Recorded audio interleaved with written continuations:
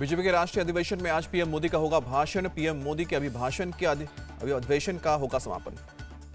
BJP नेताओं कार्यकर्ताओं को दोपहर करीब 2 बजे संबोधित करेंगे प्रधानमंत्री मोदी। पार्टी कार्यकर्ताओं को 2024 में पार्टी की जीत का देंगे मंत्र। राष्ट्रीय अधिवेशन की बैठक में 2 प्रस्ताव पास किए जाएंगे। सूत्रों के मुताबिक एक प्रस्ताव राजनीतिक और दूसरा प्रस्ताव आर्थिक सामाजिक होगा। प्रस्तावों में अयोध्या में रामलला की प्राण प्रतिष्ठा शामिल हो सकता है। महिला आरक्षण, सरकार द्वारा उठाए गए कदमों, चंद्रयान मिशन का भी हो सकता है जिक्र। कोरोना संकट के दौरान मोदी सरकार की ओर से उठाए गए कदम, कोविड वैक्सीन का भी प्रस्ताव में हो सकता है जिक्र। तेजस सहित रक्षा क्षेत्र में हासिल की गई उपलब्धियों का भी जिक्र होगा। अधिवेशन में आज गृह मंत्री अमित शाह विपक्ष के खिलाफ प्रस्ताव पेश करेंगे। कांग्रेस और इंडिया अलायंस का पूरे कुंडली खोलेंगे।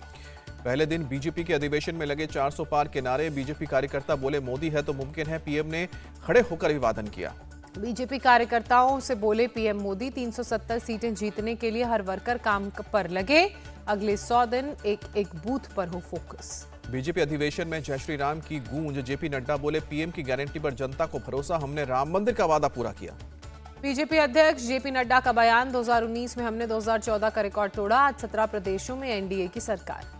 जेपी नड्डा ने कहा कि बीजेपी का वोट शेयर बढ़ा, वो दिन दूर नहीं जब बंगाल में भी सरकार बनाएंगे। अधिवेशन में राजनाथ सिंह ने विकसित भारत मोदी गारंटी का प्रस्ताव रखा। कहा 25 करोड़ लोग गरीबी रेखा से बाहर आए।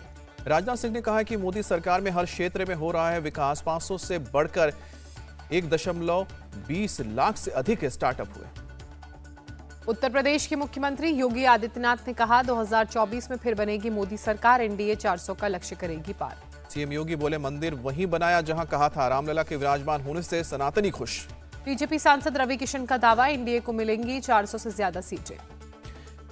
किसानों और सरकार के बीच आज चौथे राउंड की बातचीत होगी। इससे पहले कई बातचीत रही थी बेनतीजा। शंभू बॉर्डर पर अपनी मांगों को लेकर डेरा डाले हुए हैं किसान। एमएसपी की कानूनी गारंटी समेत अपनी मांगों पर डटे हैं किसान।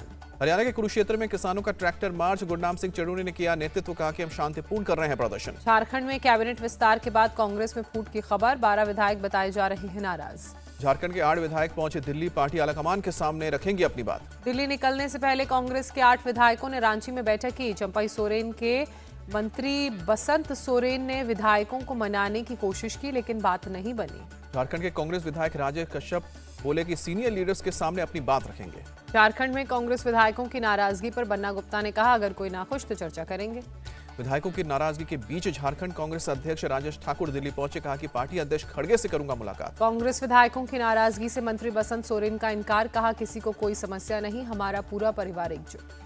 लोकसभा चुनाव से पहले कांग्रेस को लग सकता है बड़ा झटका। सूत्रों के मुताबिक एमपी के पूर्व सीएम कमलनाथ आज बेटे नकुलनाथ के साथ बीजेपी ज्वाइन कर सकते हैं। अपने बेटे नकुलनाथ के साथ अभी दिल्ली में है कमलनाथ। बीजेपी में जाने के मीडिया के सवालों पर इनकार किया। कहा मैं एक्साइटेड नहीं हूं। बीजेपी में शामिल होने की खबरों पर कमलनाथ ने चुप्पी तोड़ी। कहा कि अगर ऐसा कोई कुछ बात होगी तो सबसे पहले आपको बताऊंगा। कांग्रेस नेता जीतू पटवारी का दावा, कमलनाथ नहीं छोड़ सकते कांग्रेस। इंदिरा ने कमलनाथ को कहा था तीसरा बेटा। कमलनाथ के समर्थन में उतरे पूर्व मंत्री सज्जन सिंह वर्मा। कहा कि जिसे जाना होता है वो एक झटके में चला जाता है। राहुल गांधी की भारत जोड़ो न्याय यात्रा आज प्रयागराज में 3 बजे शुरू होगी। कल भदोही में यात्रा छोड़कर अपने संसदीय क्षेत्र वायनाड निकल गए थे राहुल।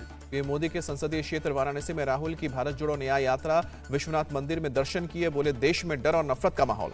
कांग्रेस यूपी चीफ अजय राय ने कहा, अमेठी और रायबरेली गांधी परिवार की सीट, गांधी परिवार के सदस्य ही यहां से लड़ेंगे। सपा के साथ जल्दी सीट बंटवारा तय हो जाएगा। यूपी कांग्रेस प्रभारी अविनाश पांडे का बयान। कर्नाटक में कांग्रेस प्रमुख मल्लिकार्जुन खड़गे ने कहा, अगर आप पीएम मोदी को वोट देकर दोबारा सत्ता में लाते हैं तो वो तानाशाह बन जाएंगे। काशी विश्वनाथ में कांग्रेस सांसद राहुल गांधी को कैमरा ले जाने की अनुमति न मिलने पर सम्राट चौधरी का तंज। बोले कि लुटेरे जो होते हैं उन्हें सब कुछ दिखाना होता है। सम्राट चौधरी ने निशाना साधते हुए कहा, ये कांग्रेस के लोग भ्रष्टाचारी हैं, ये केवल अपनी तस्वीरें दिखाना चाहते हैं। अजीत पवार का शरद पवार पर निशाना। कहा कि बारामती से जिसे खड़ा करूंगा उसके खिलाफ पूरा परिवार करेगा प्रचार।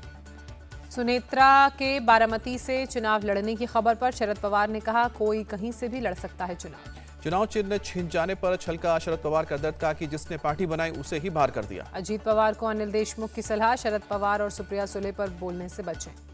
अजीत पवार पर शरद गुट का निशाना। बारामती में सुप्रिया सुले की तरह कोई काम नहीं कर सकता है, वो लोगों को भ्रमित कर रहे हैं। महाराष्ट्र के सीएम एकनाथ शिंदे का निशाना। कहा, उद्धव ठाकरे ने एक बार नहीं 2-2 बार बीजेपी से बेईमानी की। अगर बाला साहब जिंदा होते तो पीएम के काम की सराहना करते। सीएम एकनाथ शिंदे का बयान। दिल्ली विधानसभा से केजरीवाल ने विश्वास मत साबित विधानसभा में किया। कहा 2029 में देश को बीजेपी मुक्त बनाएंगे। इंडिया अलायंस छोड़ने के सवाल पर बोले जयंत चौधरी, जब एनडीए में शामिल होने की औपचारिक घोषणा होगी तब सभी सवालों के जवाब दूंगा। बिहार के किशनगंज में असदुद्दीन ओवैसी का चुनावी जंग को लेकर ऐलान, सीएए से लेकर बाबरी मस्जिद तक का किया जिक्र। बिहार के सीमांचल में ज्यादा कैंडिडेट उतारेगी एआईएमआईएम, असदुद्दीन ओवैसी ने जानकारी दी। 25 फरवरी को गुजरात के दौरे पर रहेंगे पीएम मोदी, राजकोट में एम्स का करेंगे उद्घाटन।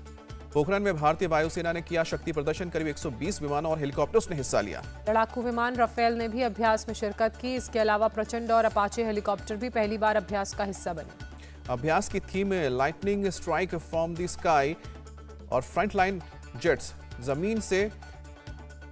हवा से जमीन पर दुश्मनों के ठिकानों को नष्ट करते नजर आए। इसरो ने इनसैट 3DS सैटेलाइट लॉन्च किया। मौसम की सटीक जानकारी देगी ये सैटेलाइट। मराठा आरक्षण की सर्वे रिपोर्ट में खुलासा, 40% लोगों ने आरक्षण देने पर जताई है सहमति। संदेश खाली मामले में बड़ा एक्शन, टीएमसी नेता शिव प्रसाद हाजरा गिरफ्तार। पुलिस ने एफआईआर में जोड़ी जमीन हड़पने और गैंगरेप की धाराएं। संदेश खाली मामले में बंगाल डीजीपी की सफाई, हम कुछ नहीं छिपा रहे हैं, अब तक 17 आरोपी गिरफ्तार हुए हैं। बंगाल बीजेपी प्रदेश अध्यक्ष सुकांत मजूमदार को अस्पताल से मिली छुट्टी। 14 फरवरी को बशीरहाट में पुलिस लाठीचार्ज में हुए थे घायल। मध्य प्रदेश सरकार में मंत्री कैलाश विजयवर्गीय का बयान, बोले कि बंगाल में कानून व्यवस्था बिल्कुल समाप्त हो गई है, वहां महिलाओं का कोई सम्मान नहीं। कैलाश विजयवर्गीय ने हमला बोलते हुए कहा, बंगाल में जब महिलाओं पर अत्याचार होता है तब पुलिस रिपोर्ट भी नहीं लिखती। आप नेता संजय और मनीष सिसोदिया को झटका, न्यायिक हिरासत मामले में 2 मार्च को सुनवाई। अमेठी में केंद्रीय मंत्री स्मृति ईरानी का घर बनकर तैयार। 22 फरवरी को होगा घर का गृह प्रवेश कार्यक्रम। यूपी के फरुखाबाद में गैंगस्टर अनुपम दुबे पर ईडी की एक्शन, 14.70 करोड़ रुपए की संपत्ति जब्त की। यूपी के मैनपुरी में अभ्यर्थी की जगह दूसरा युवक दे रहा था परीक्षा, पुलिस ने किया अरेस्ट। दिल्ली में गजेंद्र सिंह शेखावत से मिले हरियाणा और राजस्थान के सीएम, पानी के मुद्दे पर बातचीत हुई। दिल्ली में जमीयत उलेमाए हिंद की वर्किंग कमेटी की बैठक, कहा हल्द्वानी फायरिंग के दोषी पुलिसकर्मियों पर कानूनी कार्रवाई हो। दिल्ली में मालगाड़ी के 8 डिब्बे पटरी से उतरे, सराय रोहिला स्टेशन के पास घटना। तमिलनाडु के विरुधुनगर में पटाखा फैक्ट्री में विस्फोट, 9 मजदूरों की मौत, कई घायल। यूपी के मिर्जापुर में 3 लोग गिरफ्तार, 5 अवैध पिस्तौल और 10 तमंचे बरामद किए। नवी मुंबई के पावड़े मिडसी इलाके में गामी इंडस्ट्रियल एरिया के पीछे 2 कंपनियों में लगी आग, धू धू कर उठी आग की लपटें। दमकल की गाड़ियों ने कड़ी मशक्कत के बाद काबू पाया, आग लगने की वजह साफ नहीं।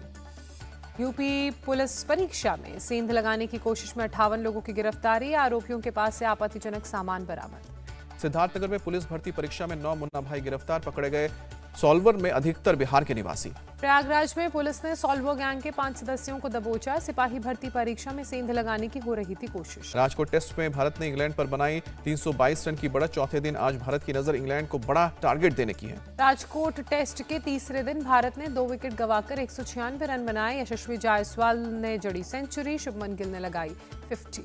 यशस्वी शुभमन के बीच दूसरे विकेट के लिए 155 रन की साझेदारी हुई। यशस्वी जायसवाल सेंचुरी लगाने के बाद हुए रिटायर्ड हर्ष, शुभमन 65 और कुलदीप 3 रन बनाकर नाबाद रहे। कप्तान रोहित शर्मा दूसरी पारी में 19 रन उन्होंने बनाए। रजत पाटीदार खाता खोले बिना पवेलियन चलते हुए। इंग्लैंड के लिए बेन डक्ट ने 153 रन की शानदार पारी खेली, बाकी कोई भी बल्लेबाज 50 का आंकड़ा भी छू नहीं पाया। इंग्लैंड के बल्लेबाज बेन डकेट ने यशस्वी जायसवाल की तारीफ की। डकेट ने यशस्वी को उभरता हुआ सितारा बताया। जॉनी बेस्ट्रो भारत के खिलाफ टेस्ट में रिकॉर्ड 8वीं बार 0 पर आउट हुए, कुलदीप यादव ने पवेलियन भेजा। रिवर्स रैंप शॉट खेलकर जो रूट ने गंवाया अपना विकेट, तेज गेंदबाज मोहम्मद सिराज रूट के शॉट पर चयन पर हुए हैरान। भारत ने पहली पारी में 445 रन बनाए, जवाब में इंग्लैंड की पूरी टीम 319 रन पर ढेर हुई। भारत के लिए सिराज ने 4 विकेट लिए, जडेजा और कुलदीप ने 2-2 विकेट अपने नाम किए। रविंद्र जडेजा भारत में 200 विकेट पूरे करने वाले 5वें भारतीय गेंदबाज बने। फर्स्ट क्लास क्रिकेट में भी जडेजा के 500 विकेट पूरे हुए। सेंट्रल कॉन्ट्रैक्ट पाने वाले खिलाड़ियों को बीसीसीआई की चेतावनी, जय शाह ने लेटर लिखा, रणजी मैच नहीं खेलने के गंभीर परिणाम होंगे। सचिन तेंदुलकर ने जम्मू कश्मीर में बैट फैक्ट्री का दौरा किया, श्रमिकों से बातचीत की। गुवाहाटी में 19 फरवरी से खेलो इंडिया की होगी शुरुआत, 20 खेलों में 4500 एथलीट्स होंगे शामिल।